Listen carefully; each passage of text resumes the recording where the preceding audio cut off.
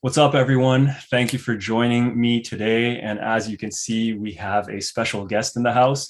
Jamie Abbott from Cross Court Analytics is joining us. Jamie, why don't you tell everyone a little bit about yourself? Thank you, Ahad, first of all, for inviting me on. It's great to be part of this brilliant project which you're doing. So Thank my you. name's Jamie.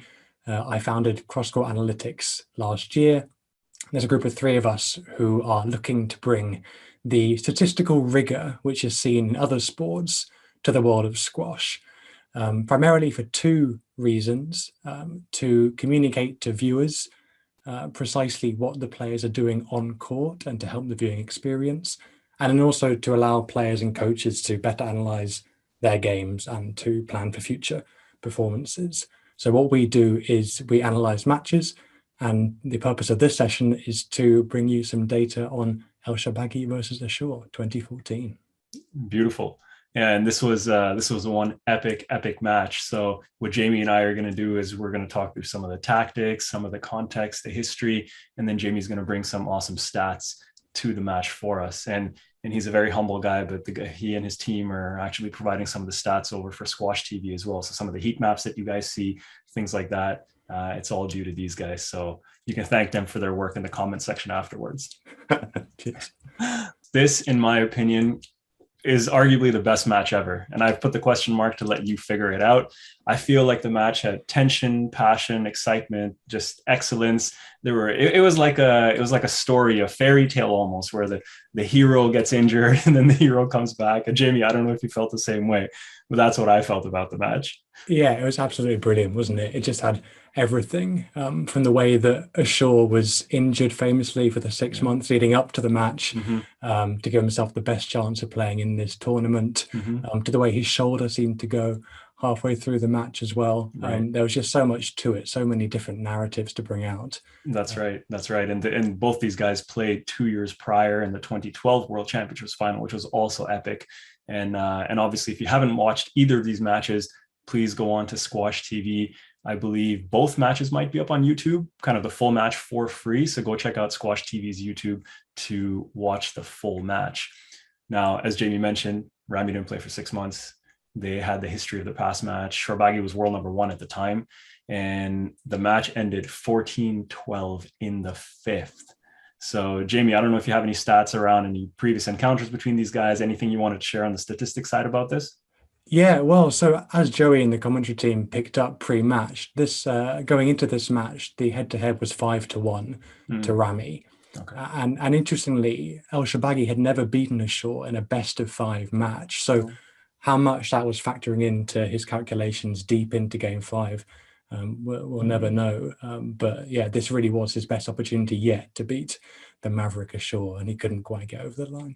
Right, right. And I think you hit the nail on the head because when you have that simmering in the back of your mind in the crucial parts of the match, that's the last thing you want creeping in because when that doubt settles in, it really just it's like a house of cards that just collapses at that point in time. Although Shorbagi did not collapse, he pushed hard through that He really match, did, yeah. but it was an epic match. But we're getting ahead of ourselves.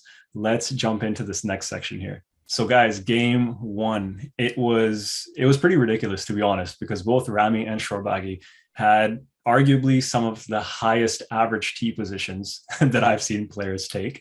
And I know Jamie has some stats on that, which we'll get to in just a second. You could see the aggressiveness actually from both players in terms of their serve return positions too, which we're going to showcase in a minute for you guys. So Jamie, why don't you give us any stats you have there and talk about some of the conditions?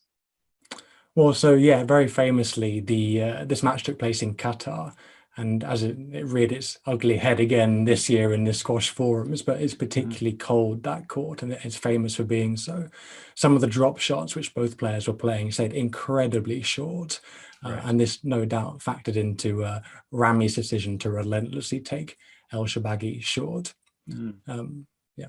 And I know you had some, I don't know if you have them off the top of your hand there, but some of the mid-court intercepts and the volleys and stuff like that that you guys do tease out from your reports. Do you have any of those stats handy by any chance? Yeah, absolutely. So the reason that we collect stats on mid-court intercepts and volleys is they're an excellent proxy for how high players are pressing up the court. Mm, We use mid-court intercepts and we define that as a shot played from within the service boxes or within 1.5 meters further on from the short line. So really that sort of central band of the court. And what was fascinating about this is, bear in mind, the baseline for typical mid-court shots for a top-end men's PSA match is about 30% from each player. And to give a sneak preview of game one, Ramy hit 1 in 2 shots from mid-court in game one, so 50% way up from the typical average. The same can be said of volleys as well. So typically we'll see about 1 in 5 shots being played on the volley at the top end of the men's game. In this game, both players were up around the 1 in 3 mark. So again, fast and furious shoot from the hip squash. Beautiful. Yeah. And when you guys watch the full match on Squash TV's YouTube, you will see exactly what we're talking about. And some of the upcoming rallies, we're going to try to highlight that for you as well. And then the second point, it really comes down to the fact that Ramy, and Jamie's going to give us some specifics on the stats, but Ramy hit a bunch of tin in game one.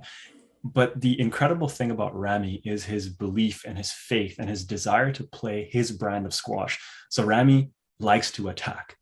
Even if he's hitting, I'm making this up, 6 tins in that first game, he will continue to attack. He doesn't become defensive. He doesn't become passive. Yeah, sure, he might take a moment to reset and hit a few more lengths, but he will go back to his game because he knows that that is his natural brand of squash, which allows him to win. So, you know, that the takeaway from this is to maybe build enough confidence in our own ability to play a certain type of squash.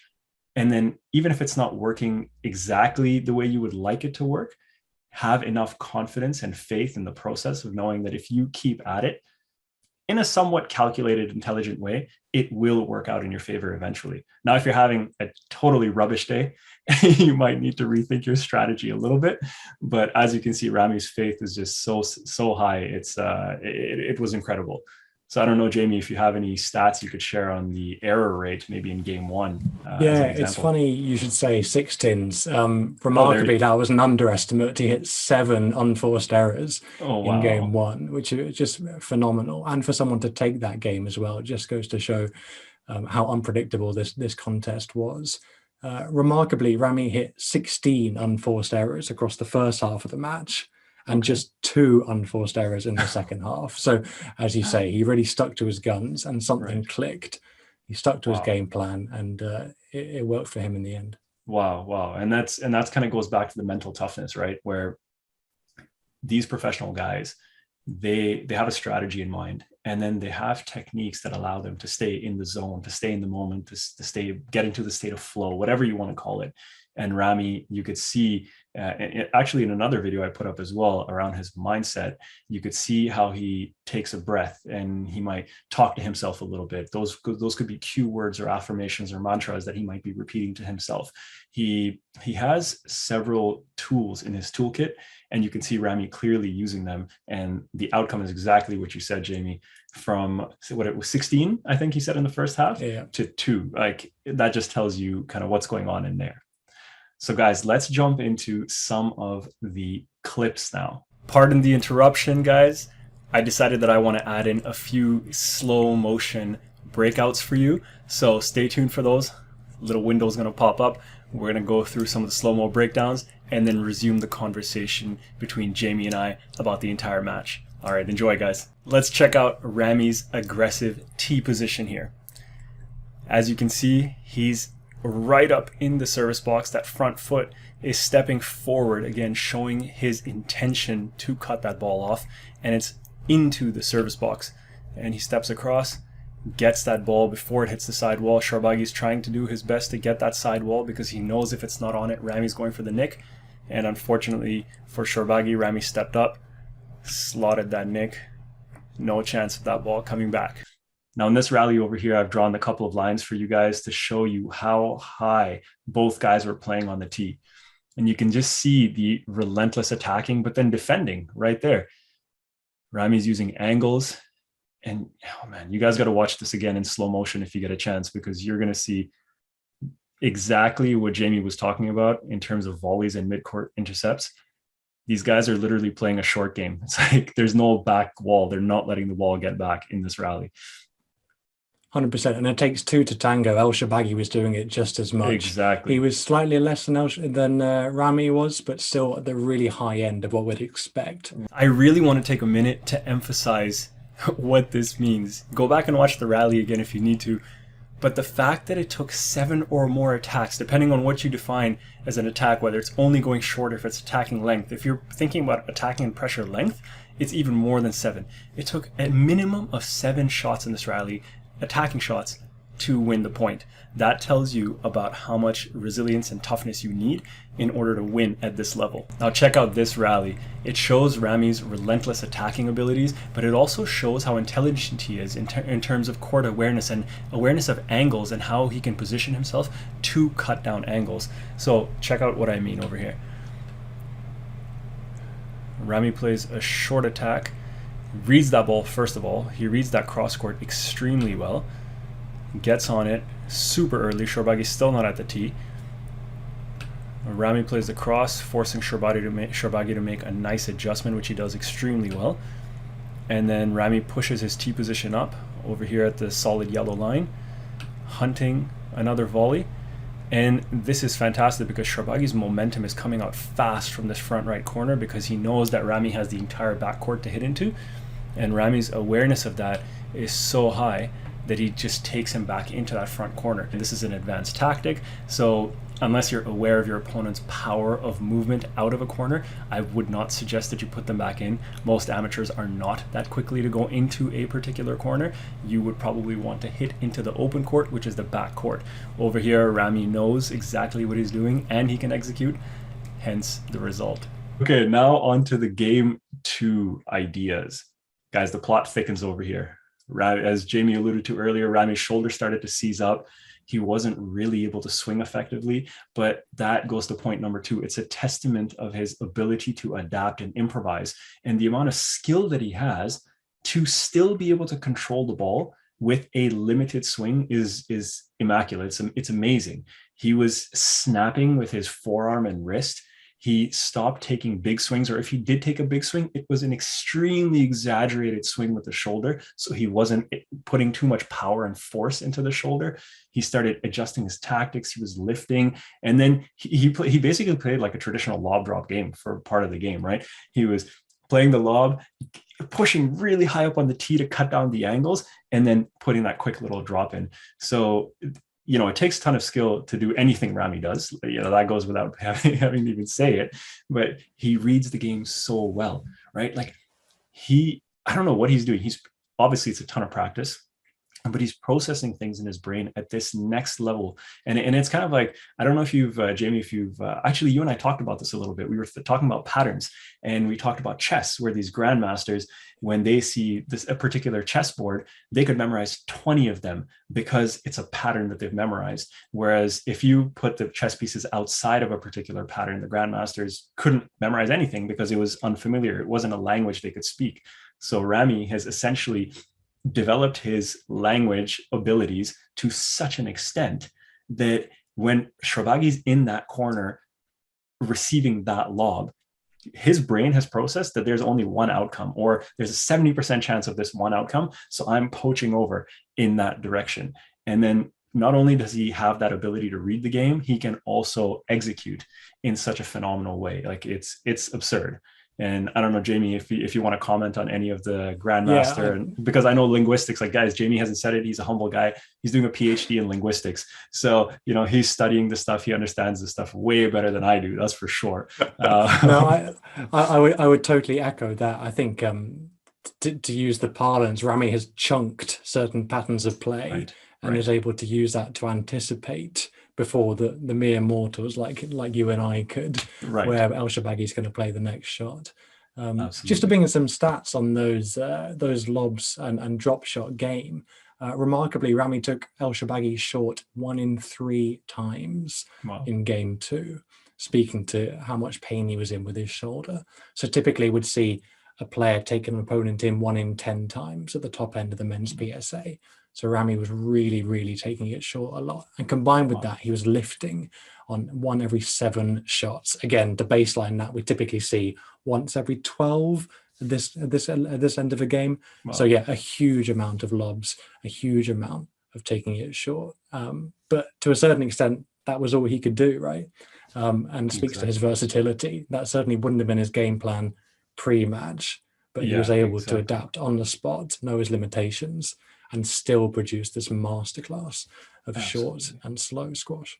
Absolutely. And this is such a good example for any junior, any adult, any recreational or competitive player, whatever you are, because I know firsthand from coaching a ton of juniors, if the court conditions don't suit them optimally, their heads off. Like, I can't play my drives, they're overhit, or I can't drop the ball, it's too warm and it's coming back too far. And those are valid concerns, right? We have to acknowledge and accept the situation we're in, and then we have to try to find ways around it. So looking at Ramy is such a potent, powerful example for us to try and emulate, and it just shows us the realm of possibilities. So guys, let's jump into some of the rallies from game 2. So here we have game 2. Shorbagy's up 4-2, and you see there Ramy is not really completing his swing. But now check that out. So cross drop, pushes up on the tee, quick little volley. That's the classic 1-2 punch. Now I want to take a minute to highlight the 1-2 punch combo really quickly. Check out what Ramy does over here. He gets a slightly loose ball. The obvious shot is the straight drop. Shorbagy puts that left foot down. If you watch that subtlety again, he takes his split step, and right there, left foot goes down first in order to cover that front right corner. Ramy puts the hold and the deception and goes cross. Shorbagy has to adjust by putting that right foot down and shift his momentum. So there's deceleration and then acceleration again. Goes and gets that ball. Look how far up Ramy pushes. He's literally at the short line, and he's poaching over, anticipating that straight drive by Shorbagy. And again, Shorbagy has to push out with power to get out of the way to avoid the stroke, and he knows that because he's a little bit stretched out. And as a result, what does Ramy do? He puts that drop right back in because Shorbagy's momentum is coming back so hard. And see, Ramy's already hit the ball. It's essentially at the front wall, and Shorbagy's just putting his foot down to go back into that corner, and he's not even close to being able to get that ball. Now, here's what I was mentioning about the implications of Ramy's tee position and cutting off angles. So if you watch here, he knows that he's hit a slightly loose ball. Shorbagy has options. He's anticipating the cross court, but he pushes up right to the short line because he knows, actually, look at that, his movement is diagonally forward, so he takes the ball significantly in front of the short line. And the reason is that unless Shorbagy hits exceedingly wide, almost unnaturally wide, Ramy can cut that ball off. And from that starting position, if he anticipates the straight, in one lunge he could step across and get the stroke too. And by stepping across this far forward, most players do not anticipate their opponent to be that far forward. So Shorbagy's angle, even though it was exceedingly wide, it wasn't wide enough to counter Ramy's super high tee position. So now on to game 3, guys. Ramy's shoulder, it seemed to get better in between games after some treatment. And I have this little piece that, even at 3-2, all of Ramy's points, all of Shorbagy's points, forgive me, were unforced errors by Ramy. So Jamie, I don't know if you have any more stats about some of the unforced errors in that game, or any other trends you noticed specifically come out in game 3. Yeah, so at this point, again, Ramy is really handing El Shorbagy a lot of points on a plate with those tins and those unforced errors. El Shorbagy, to his credit, had really limited his unforced errors at this stage. Often it's hard when a player is not playing in the way you anticipated them to play. That's difficult, of course, for the player, but it's also hard to react to that. But El Shorbagy really sort of just hunkered down. He only made one unforced error in game 2, which is well below his usual rate. So so credit to him there. So yeah, Ramy still made quite a lot of unforced errors in this game 3. And then it was really, I think, in games 4 and 5 that Ramy really cut down on those unforced errors. And when we get there, we'll lean on you, Jamie, to share some of those stats. Okay, so guys, let's get into the highlights for game 3. Now watch the subtlety of Ramy's hold over here. I'm going to go in slow-mo. He's moving across. He knows that Shorbagy is in front of him. So from this position, Ramy has so many options. He has the straight drop, the cross drop, the straight drive, etc. Shorbagy knows he has to cover that, which is why he has to push up. And Ramy puts a little hold on that ball and sees Shorbagy. His momentum is moving forward just a little bit, and then he has to put both feet down to decelerate and then change directions to recover and get back into that rally. And then once he has Shorbagy behind him, and this is again the tactical awareness, now Ramy goes short and gets a nice squeeze, and that's a nice little exchange. And there's the super, super high T position again to try to cut off the angle. So you notice that first ball that Ramy had over here. Let's rewind this a little bit. The first ball that Ramy had off of Shorbagy's loose cross, right there, he didn't go short because he was aware of Shorbagy's position being further up in the court.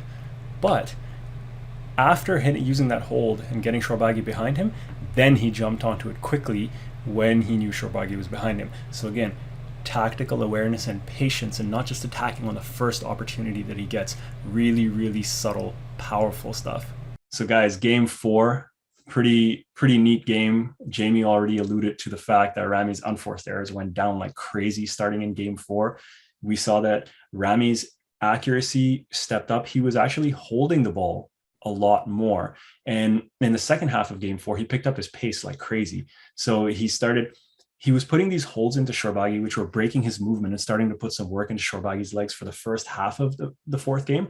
And he slowed down the pace a little bit in that first half. And then after he put the work in, and I think after he got a sense, that feeling that Shorbagy was physically hurting a little bit from that style of play, he really stepped up the pace in the second half of the game.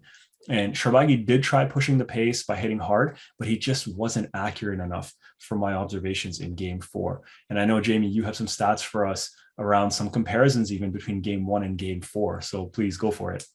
Yeah, well, so watching this back, this really leapt out that from game 4 onwards, this now became what I would consider sort of a more typical match at the top of the PSA men's table. Game 1 was sort of a flurry of unforced errors and frantic squash. Games 2 and 3 were influenced massively by Ramy's shoulder. But at game 4, things just, in my opinion, started to settle down a bit into what you might expect. And one of the big indications for us in that is a return to typical shots per rally length. So in games 4 and indeed in games 5, the shots per rally were back up at 15 shots, which is perfectly in line with what we'd expect as a baseline. And Ramy's, again, he was now lifting with less frequency than previous. And so he was lifting 1 in every 12 shots. And for the first time in the match, this matched El Shorbagy's pace of rally. So again, just another indication that things had started to settle down. One of the things which leapt out at me was the stop-start nature to this game. Game 4 was a game of 28 rallies, of which 12 were lets. So I don't know what you made of that, Ahad, but to what extent do you think the stop-start, slow down, decision nature of game 4 allowed Ramy back in with his shoulder and to take sort of to settle things down a bit? Yeah, it's interesting because my natural inclination would at first be to say that after watching the match, obviously in hindsight, it's easy, right? Like you've seen how the players respond. Shorbagy looked like he was physically hurting. So I would have thought that the stop-start nature might have favored Shorbagy. And in fact, there were parts in the match where you could see after a few hard rallies, Shorbagy was taking a significant amount of time in between points to catch his breath. And Ramy was like, all right, let's go. He was even shushing the crowd a little bit, right? Like, guys, keep quiet. I want to get this rally going. So I would have thought that the stop-start nature, and whether it's, Shorbagy's getting tired, so he's asking for lets when he could normally go play the ball. Truthfully, it was a bit surprising that it didn't favor Shorbagy more to do that, or maybe in fact it did, and that's what made the match so close. Because if there wasn't that stop-start nature and Shorbagy was not able to get those breaks, then Ramy would have just kind of bulldozed through him, whereas the stop-start nature allowed Shorbagy to catch his breath just enough, or let the lactic acid clear out of his legs just enough, and that made the match extremely close and exciting.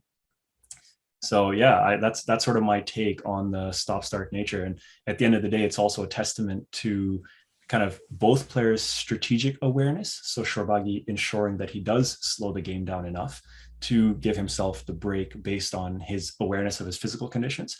And then Ramy's mental strength to still remain focused, not become phased by the breaks, even though he wanted continuity in play. So I think there's some pretty powerful things to be taken from that. And again, goes back to the versatility and ability to adapt that we identified earlier. So let's jump into some of the highlights from game 4 now. Ashour is up 6-4. And this was a pretty epic rally here.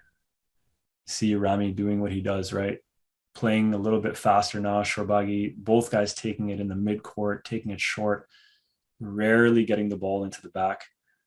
Just constant changes of angles. Wow, Shorbagy's having to do a bunch of work over here. It's actually pretty even on the work side. Some amazing skill with the guys, with Ramy hitting behind his back. Shorbagy putting some holds in. Ramy putting some holds in. Just, if there's one rally you want to watch to kind of see everything happening in squash, this is one of those rallies. And Ramy ends it with an epic straight kill, and you can see what it means to him with the fist pumps, giving Shorbagy the thumbs up. Can you imagine what that would feel like after an epic rally? Your opponent looks at you and says, good stuff. That is one of the best things I like about squash, even at the highest level, is the amount of respect these players have for each other is phenomenal. Absolutely. And in this rally here at 8-5, I mentioned it once earlier, but this one is literally like a, no back wall game. Everything is being taken at 3/4 court unless the ball is flying off the back, because these guys want it to be taken early. And Ramy's movement actually looked a little bit slow there, but Shorbagy looked even slower at the end. It just kind of gives you a sense of how much work these guys are truly putting into it. Let's check out another example of some subtle holes, actually first by Shorbagy and then by Ramy. Let's see if you picked up on this when you watched the clips. So Shorbagy steps in, plays the hold. Notice Ramy's anticipating the straight drop, so the left foot is planted to push forward, and then he's going to have to decelerate with the right and then make a sudden shift in movement. Now, just the agility and the speed with which he made that subtle adjustment is telling us how quickly he's processing things and how much fast twitch muscle he has, and how connected his motor neurons are with his body. His brain is just firing on all cylinders. And there you see this subtle immediate adjustment. And then here Ramy puts a little hold in, and look at what that does to Shorbagy's movement. So I'm going to rewind that again. So check this out. Ramy's coming and hold and then push back, and let's watch the effect on Shorbagy's movement.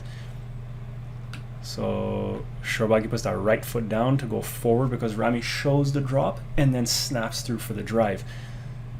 Shorbagy puts the right foot down. He's going to have to decelerate with that right foot now and then push back, and look how much pressure he's under. That's a nice deep long lunge, and then he's going and made to do more work. That puts work into your opponent's legs and the mind, because you start to wonder where you have to go, how much work you're going to have to do to really win this point. Another real subtlety I wanted to highlight for you. So guys, game 5, what an epic final game. Jamie, 14-12 in the 5th. I mean, a World Championships final, 14-12 in the 5th. That's exactly what all the fans want to see. And from a tactical perspective, I felt like Shorbagy went back to basics for a bit, and he found his length and his width at the beginning of this game, and then he really pushed up on the tee to try and attack Ramy. And Ramy kept doing the stuff that was working as well, right? He was changing up the pace, he was using his holds, and then he did get into a slightly faster paced game. But at this point, it all comes down to mindset, right? When you're 2-2, you're in the 5th of the World Championship, the pressure is high. It comes down to who can maintain their nerve and who can remain positive. It's such a fine line between maintaining that positivity and getting into a negative, fearful state. When we get into that sort of negative, fearful, passive state, we become too defensive. And it's not that, generally speaking, it's not that defensive game that's going to win when you're playing someone like Ramy or Shorbagy, because they're too good, they're too accurate, they're too relentless. And if you're trying to defend all the time, waiting for them to make an error, you're probably not going to win that match. So it came down to who could enter that pain cave and who could stay in there for longer. And I know, Jamie, you had a little point you wanted to make around the movement and the pressure of Ramy compared to Shorbagy. Yeah, well, one thing which stood out to me, and given that El Shorbagy knew Ramy was suffering with his hamstring, of course, his shoulder was problematic as well during this match. But it was actually Ramy who moved El Shorbagy around the court more than Mm, vice versa. So Ramy hit 40% of his shots cross court compared with MES, who hit 30% cross court. mm, Again, renowned for hitting cross court is a way you turn an opponent and get them to move away from the T position. mm. And then also taking in from mid court. So throughout the match, Ramy took El Shorbagy in from mid court, 1 in 3 shots, so a huge amount. And El Shorbagy only took Ashour in 1 in 10 shots. Oh, wow. So again, this was a huge sort of discrepancy between the styles of the two players. Ramy Hmm. really moving Shorbagy around well. And that just leapt out as perhaps surprising given El Shorbagy and what he knew about Ashour, but also it speaks volumes to just the craftsmanship that Ashour had. That El Right. Shorbagy, despite knowing this, was still powerless to Right. really move Ashour around in the same way that he could. Yeah, yeah. I mean, the subtleties of the holds and some of those little nuances that Ramy puts in, and kind of that he changes the pace so well. And it's not just changing the pace of hitting; it's changing the pace by getting on that ball earlier than other guys do. So Shorbagy isn't used to that because now he's getting half a second less before Ramy hits the ball. So he's half a second, the equivalent of half a second further back in the court. He has to move that much faster to be able to cover it. And when you're pushed even the 5% beyond your norm, that's when you hit that threshold. You hit that wall far quicker and far more often than you're used to. And it's just a testament to, again, Ramy's skills and his ability to read the game. It's phenomenal. So let's jump into some of these rallies, guys. The first rally that we're going to see here from game 5, it's pretty cool. 0-0. Shorbagy plays a 3-shot combo with the drop, then the volley drop, the length, the backhand drop, and then the forehand volley drop. And then Ramy goes with his own 3-shot combo with the squeezing tight length, the squeezing tight drop, and then the overhead backhand volley drive, just to perfection when it's so high above his head. And that's just another testament of skill to volley that accurately from the back. And now Ramy had 3 championship balls. If you guys want to watch each and every one of them, which I recommend you do, go to Squash TV. Came down to 10-9. Ashour had a match ball. This is the third one. And you kind of see Ramy just forcing it. You see that he looks a little bit hyper. He wants this to end because he's already lost a couple of match balls. And then he goes for a ball. The referee gives a no let. Ramy I won't say he's furious, but he's not happy about that no let. He comes out, talks to the referee saying, I had the ball on my racket. But this is the beautiful part about his mindset. He just lost 3 match balls. He didn't argue with the referee and he just kept going. And then now this where you're seeing is 12-11 for Shorbagy. Shorbagy has match ball. And what is Ramy doing? He's being aggressive by volleying and getting in the midcourt, but he's not playing a reckless game. He's waiting for the opportunity where he's truly settled, and then he's taking that ball in. He's not trying to force it. A lot of guys and girls both crumble when they've lost several match balls. But to see Ramy come back and still execute like this, it's phenomenal.